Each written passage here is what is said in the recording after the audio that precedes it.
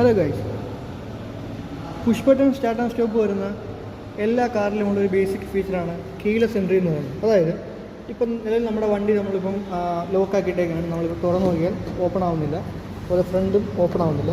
ഇവിടെ നമുക്കൊരു ബട്ടൺ കാണാൻ കഴിയുന്നുണ്ട്.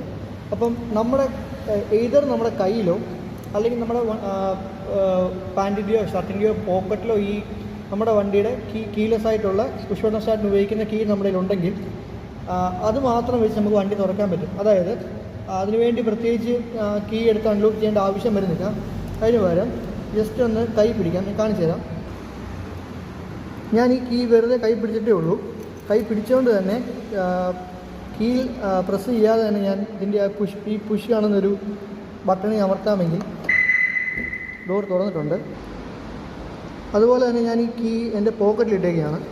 പോക്കറ്റിലിട്ട ശേഷം അതില്ലാതെ തന്നെ നമുക്ക് ഈ അമർത്താമെങ്കിൽ ഡോറ് ഓപ്പണായി വരുന്നതാണ്.